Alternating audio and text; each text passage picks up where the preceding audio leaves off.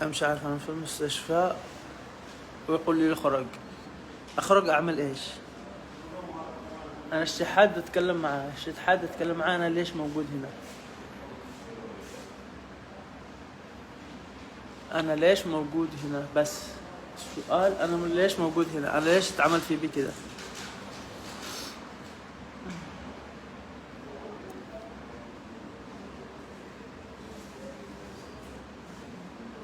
أنا نزلت البقالة الساعة حوالي 10 وما أعرفش أنا فين. جابونا على مكان، ضربونا.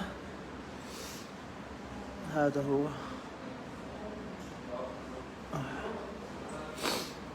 أسألهم أنا فين، بيقولوا مش عارف. أنا ليش موجود هنا؟ بيقولوا مش عارف. روح موجود هنا. أنا ليش انضربت بهذه الطريقة الوحشية؟ أنا ليش انضربت؟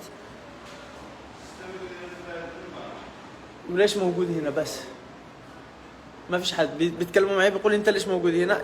بيسالني الدكتور بيقول لي انت ليش موجود هنا؟ انت في عندك حاله، في عندك عايز تبلغ على شيء؟ انا مش عايز ابلغ على حاجه، انا موجود هنا لانه في بوليس جابني على هنا.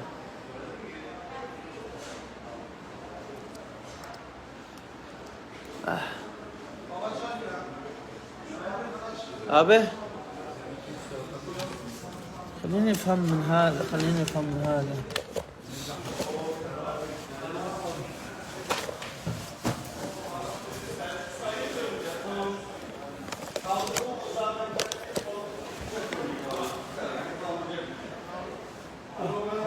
انا ليه موجود هنا؟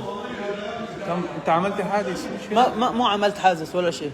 البوليس جابني لهون.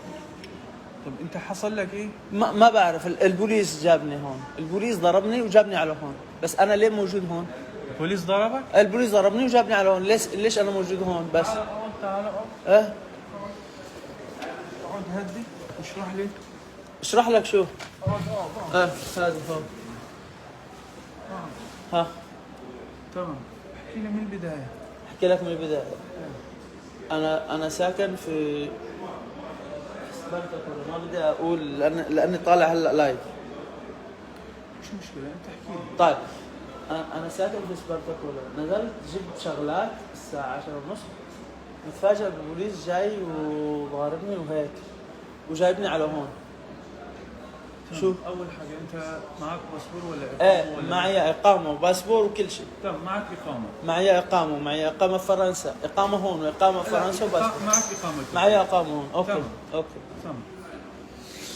لحظه بس بدي افصل اللايف وبرجع لكم. اوكي.